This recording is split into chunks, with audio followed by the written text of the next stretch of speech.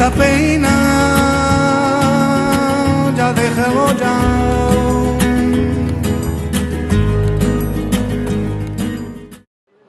Now we're here today with the National Alliance for Education, speaking on behalf of what the State Board of Education is doing in Austin, Texas.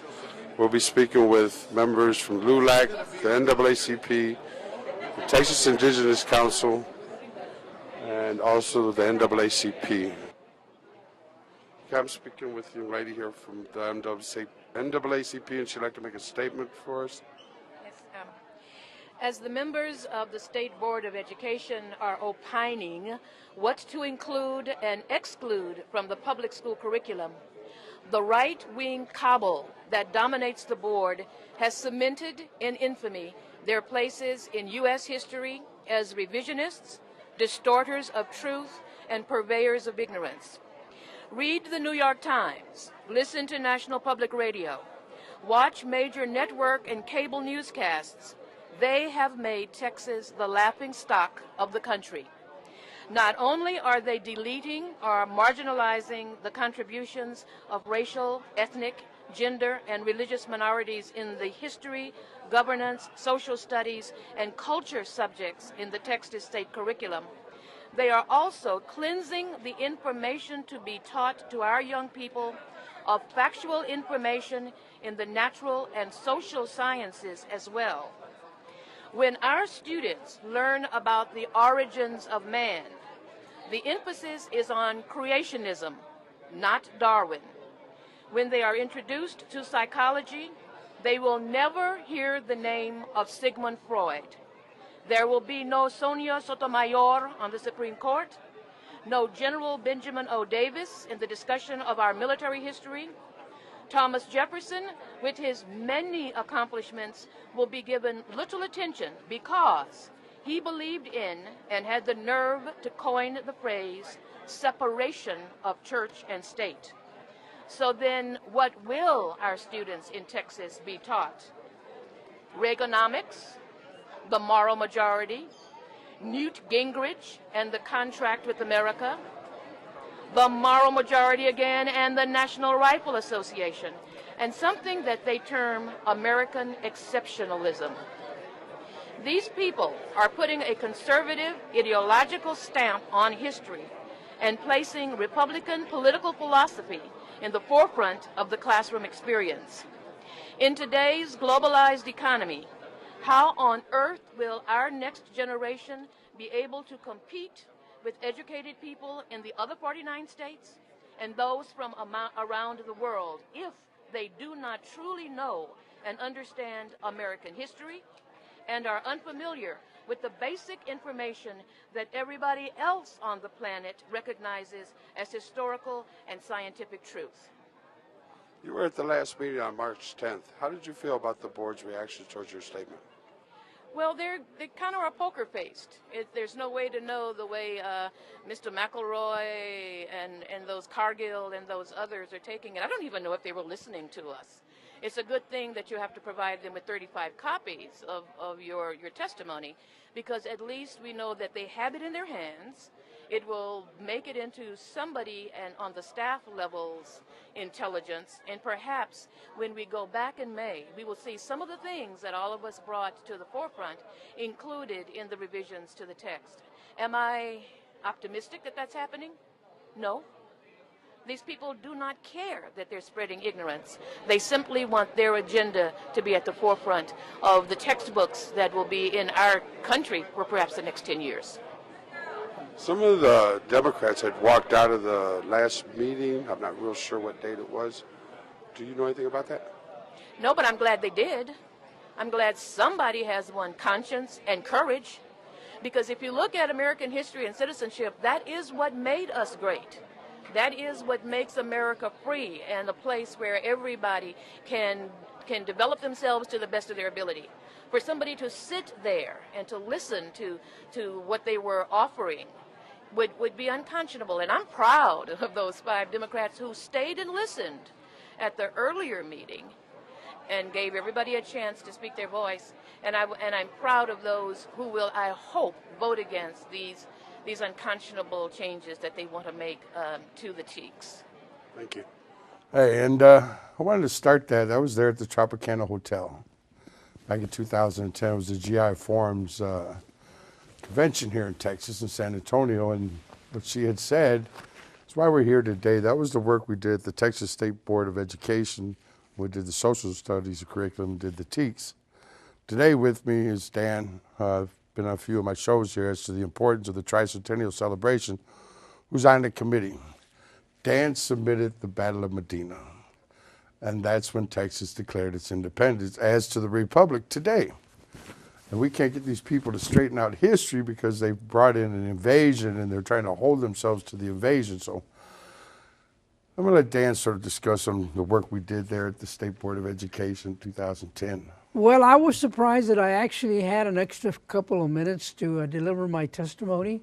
The local representative on the State Board of Education from this area realized that I was talking about the local history in his area, and he said, wait a minute, I want this man to continue because that is in my district and I want to know more about the Battle of Medina. That was Ken Mercer. Oh, yeah, Ken. Yeah. Yes, yes. And I was surprised that he's a right-wing Republican that wanted to know more about the history of Tejanos. And I said, well, you know, this happened before the arrival of Stephen F. Austin. And quite frankly, this does not fit the Anglo narrative. That's why it has been eliminated. It sort of does, this though. Is history. We see what happened at the State Board last week when they referenced to Austin and Bowie being slave traders. Yes. Or slave holders. Well, Jim Bowie was a slave trading, land grabbing opportunist, but he was also a forger. He was a forger. He was being chased because he had been selling forged, supposedly land grants to naive American colonizers, and they were after him. Yeah, well, that's the same thing they're doing to Crockett. Well, Crockett was a former member of Congress. He was voted out of office. That's why he came here to Texas. You know, we looked at him at the Battle of Fort Mims during the 1812 uprising. Right, we've been through that. And William Travis abandoned his wife and family. He was a failed attorney. So all these people that came here were actually losers in their own land. They came here to seek out a new life. Or just the same way they came here as the Spaniards. It seems like the Spaniards re-invasion. did the same thing. Well, actually, the Spaniards, by right of conquest. Now, I'm going to be talking about this at the event that we're doing April the 7th. I'm going to be covering the part of the indigenous people and the black people that actually took part in the Revolution for Freedom. Right, and I'm talking 1810, 1813. People don't really understand that in 1810, when the call for independence went out, who were the ones that responded to Father Miguel Hidalgo? Free blacks, free indigenous people. Father Miguel Hidalgo created an army of over 80,000 people. That's right. Most of them armed only with machetes. Well, then, like even adding to the president at that time, because this is Huahuila, Mexico. That part of it has to be because remember we have the Tricentennial Committee now celebrating the 300 years of history, and that's why we want you to look at this. This was the president of Mexico was Guerrero, correct? Vicente Guerrero. No, Vicente Guerrero was a free black. Right, Vicente Guerrero, yes, well, he became president in 1829, and that's when he freed the slaves. It was short-lived. They assassinated him. Well, they assassinated him, yes, but what he did manage to do was create legislation freeing the blacks.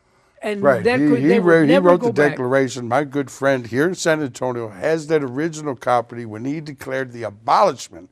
Remember, this is a black man, a president, Mexico. Well, Mexico had two very important people of African descent. Jose Maria Morelos y Pavón was of African descent. And so was Vicente Guerrero. But Vicente Guerrero manages to become the president in 1829. But before that, the black people had a free colony. And it was called San Lorenzo de los Negros. Today, it's called Yanga because they changed it in 1932 to honor Yanga because he was the man that led the African revolt in Mexico. So That's right. 200 years before Haiti, Mexico had the first free colony of people of African descent. You know, we would tell that part of, as far as what I would do as my lecture series, and Bowie, because the transatlantic trade slave block was New Orleans, and the Moors would bring the ships in, and they would trade as far as the indentured servants coming into Texas and come down through as far as the transporting. Yeah. Through the Galveston Bay was a slave block. And they would come down through the they Rio came Grande. in through Veracruz, and they came in. Well, as far as the yes, buoys transporting here up the Medina River. And that being all done, we would tell the story when the Yaqui warriors would see them there in Brownsville and across the river, they would actually attack the ships because to control a boatload of black people going someplace they don't want to go. I mean, they don't look good anyway, but when they get their head cut off and stick on a cane pole, the natives would attack them and free them. That's how Mexico got the city named Matamoros. And Matamoros. It means Well, it kills Moors. kill the Moors. It So you actually know. means to kill Moors. Right. It's been used somewhat derogatory. It's been used to try to justify what the Spaniards have done. Now, one other thing that I'm going to be covering at the event on April 7th. You know, before we get to that, let me let you look at this. This was back in the anniversary there at the Governor's Palace. También, okay, so Jesús Morón, I'm the artist and the author of the portrait of Bernardo Gutierrez de Lara, which is standing at the wall. And on behalf of the Tejanos and all those who fought for this cause under Mr. Bernardo Gutierrez de Lara, who also was a Tejano, that was the question, was he Tejano or Mexicano? Back then, he was born on Nuevo Santander, and Nuevo Santander was part of Texas back then, right? So he was a Tejano also. By the division of the border, so he's a Mexican now, all right? So, so he was both. Okay, he was a Tejano and a Mexican. Okay, so let me present to the city of San Antonio for the Spanish Governor Palace, Mr. Bernardo Gutierrez de Lara. Please accept this as a gift of myself and on behalf of all the Tejanos from Texas, and to keep it here where he belongs. He belongs to this spot right here because he was walking through those aisles right there, and he's giving a welcome to all of you to visit the Spanish Governor Palace anytime, to meet him in person. So he's going to be standing inside, and he's the person who's going to receive my gift as part of the Tejano, Nosotros los Tejanos organization.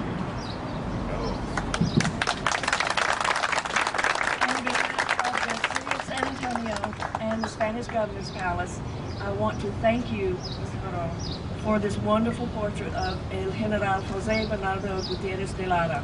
We're very pleased to have it in our collection.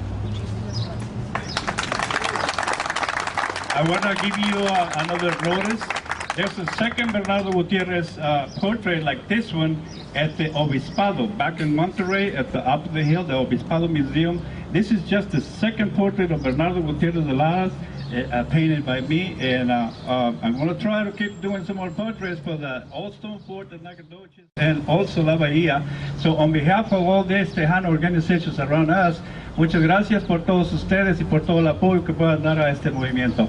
Muchas gracias para todos. Estamos entregando al Bernardo Gutierrez de Lara a donde corresponde, a su comandancia, a su palacio de gobierno de la Primera República de Texas de 1813, y también vamos a darles bien un caluroso aplauso a todos los dignatarios que nos acompañan de Guerrero y a los descendientes de don Bernardo y a los señores también que están acompañando y apoyando nuestra causa aquí, el señor de la televisión y Dan también. Muchas gracias a todos ustedes y espero que gocen la presencia de don Bernardo en el Palacio de Gobernador Español. Gracias. José Bernardo Gutierrez de Lara was also what I consider the first newspaper man in Texas. Okay, what am I talking about? He published La Gaceta de Texas, was a newspaper about the revolutionary cause and why they were doing this. And in some of the books I've read, it was the first newspaper published here in both languages. Jesus, can you tell us about La Gaceta? Actually, I registered La Gaceta de Texas as a continuation of the experience of the first newspaper written completely in Spanish at Nacogdoches, May 25th, 1813. So I have a replica of the Gaceta. Whoever wants to have a replica and the events that happened back in that time, I got it with me over here, and you're free to ask me for a copy. So Gaceta de Texas, it was told that Aaron Moore and somebody else printed it, but later on I discovered that Mr. Jose Alvarez Toledo, he was signing all the declarations, proclamations, and also printed the Gaceta de Texas at the Old Stone Fort. His event's going to be... It's going to be an official tricentennial event. Right.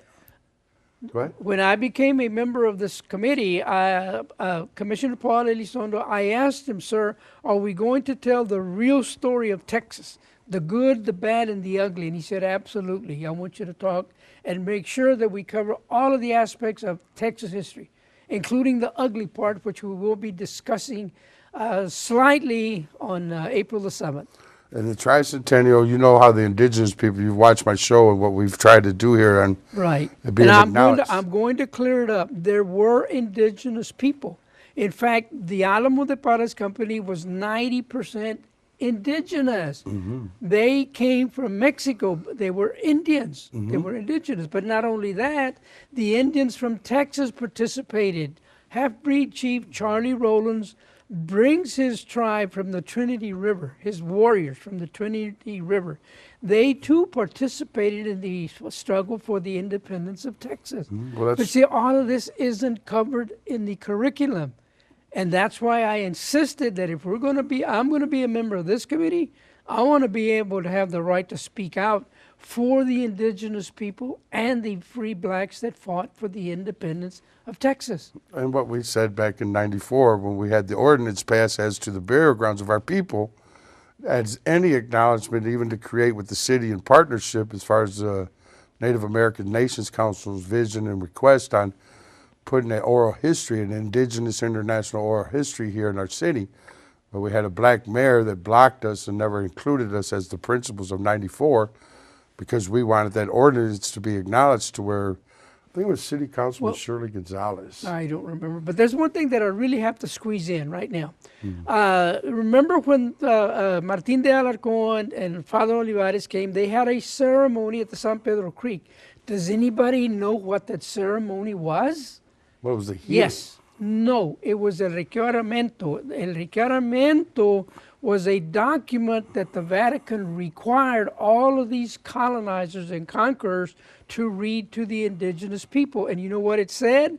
It said in this document that you now have a new king, you have a new religion, and if you do not comply, you will be destroyed in a holy and just war. That was, and this is the good part about this, because Father Olivetti did come in 1693 for the pilgrimage for the indigenous healing. We don't really know. We weren't yes, there. Yes, we do. Well, no. We went wait a minute. archives. Let me finish. But what we need to discuss is what was that document all about? That was when they came and they said they forced conversion of manifest destiny. No, it was not manifest destiny. It was the doctrine of discovery. That manifest destiny from that origin of that doctrine as far as us being animals today. Yes, but let me finish. The doctrine of discovery led to manifest destiny, white supremacy, and American exceptionalism. Today, right, that's what it said. So we are discussing now, we are having a discussion with Texas A&M to bring a full seminar to the university in October or November. Which I am going to insist that it also become part of the tricentennial event.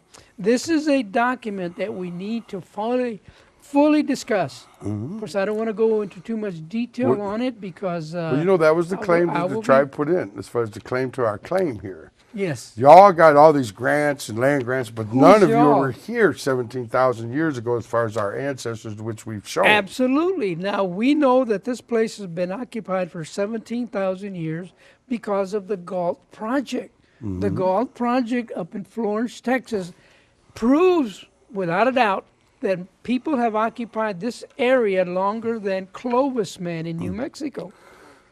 With Clovis man, you can only go back 13, 14,000 years, but in Florence, the Galt Project proves that this area has been occupied for over 17,000 years. 2014, just to try to get our identity, as far as just even our identity acknowledged from being the principles of 94, going to the city to ask to be included on the work we've already all done. Myself, I did the Hispanic Congressional Medal of Honor recipients and tried to partner with A&M and different groups to create that as an exhibit, as far as we should be able to have that through our society, and the vision of what he shared with the Battle of Medina Society and why this is going to happen here now as a tricentennial celebration. But to go through the under siege, the May 14, 1716, it was Father Olivetti that came with the Spanish War Council with what he said in that ceremony at San Pedro Park. The depiction showed the building of the crucifixes and the applying of the wood to be burnt. This is the way the ceremony was. They would bring their flag, they would plant their flag and the cross, and they would declare this land now belongs to Spain. Right. By what right? The Vatican. Now this doctrine of discovery would eventually become international law. Mm-hmm. And of course, we are now trying to repudiate that. We're trying to denounce it. Let me finish. Now, there's only one country in the entire world that has already repudiated this evil document. And quite frankly, it was evil.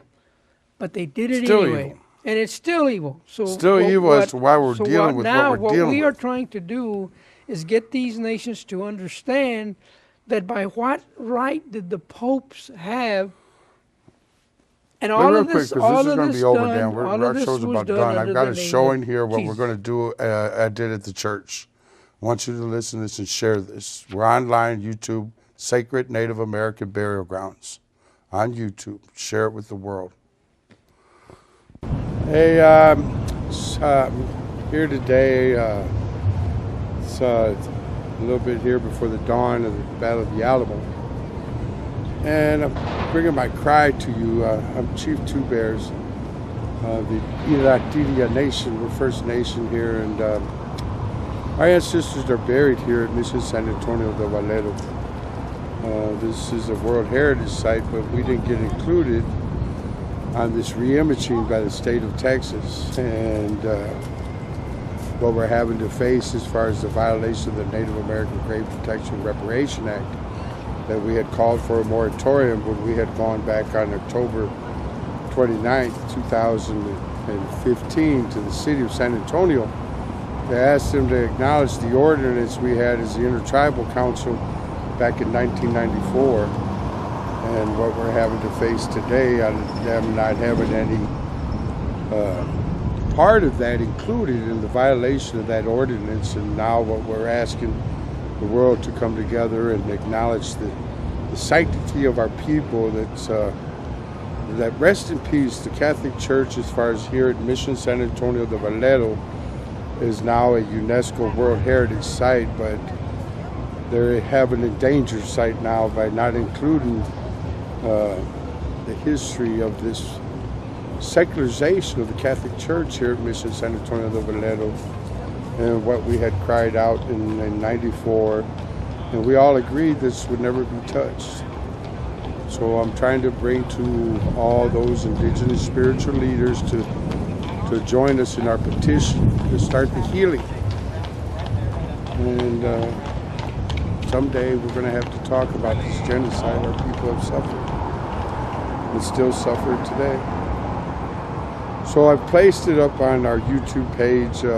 If you can please go on there and share Sacred Native American Burial Grounds. And we had brought the records of our ancestors giving their last rites throughout the start of this secularization of our tribes that started back in 1718, which is part of the 300 celebration. Why we thought we would be included, they would acknowledge Well, the significance of this site as far as its footprint, but we have these, or those few that are in violation of the pledge of this World Heritage Site as to our cry to acknowledge our indigenous rights to protect under the Native American Grave Protection and Recreation Act. And this is going out to you on that plea, as to ask you to please share around the world to help protect indigenous people that rest in peace. And not just indigenous people, all those there at Mission San Antonio de Valero and at this church. It's history. And they're delineating the footprint, and that's probably why they're trying to remove the cenotaph as far as this historical site's footprint. It's part of the 17,000 years of indigenous history.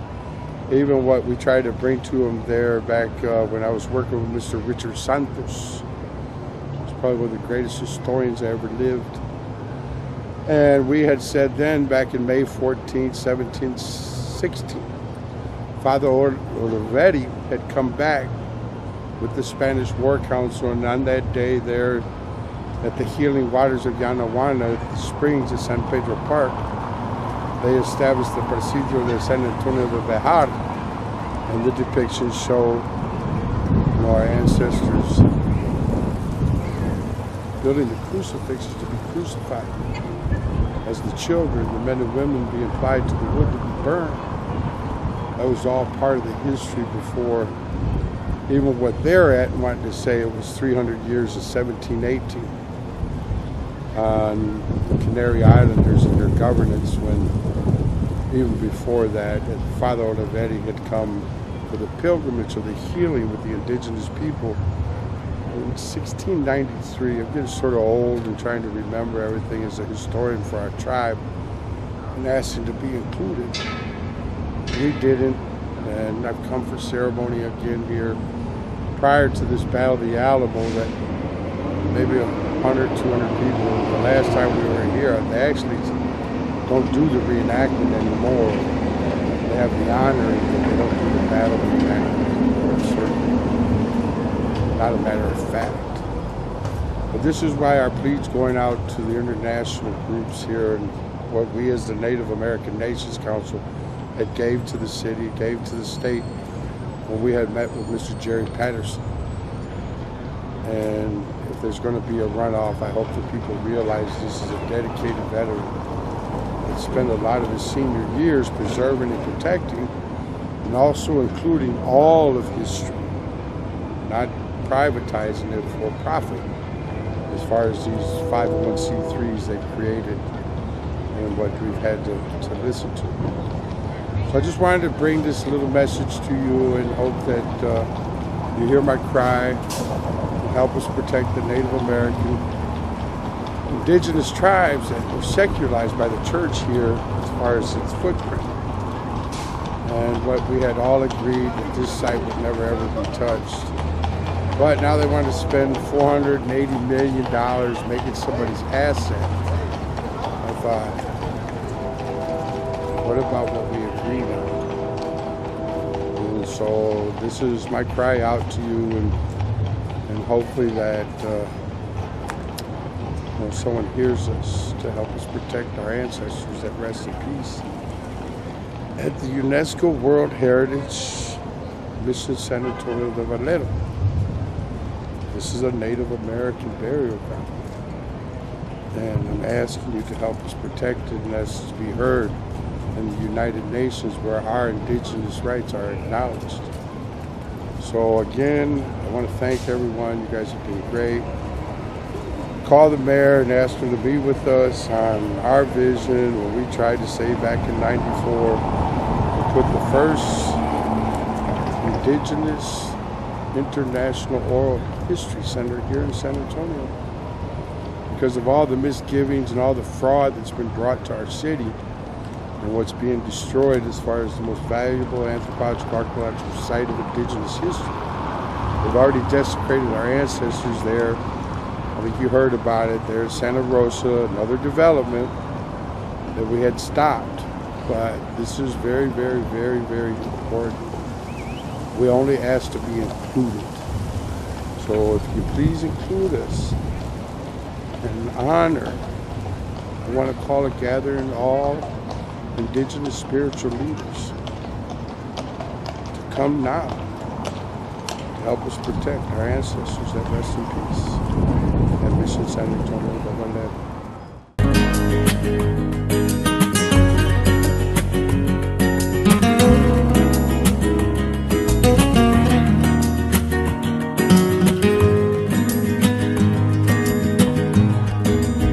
Yo sé que un día volverá.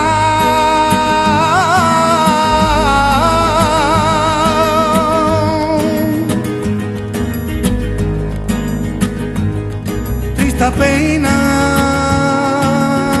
ya déjalo ya.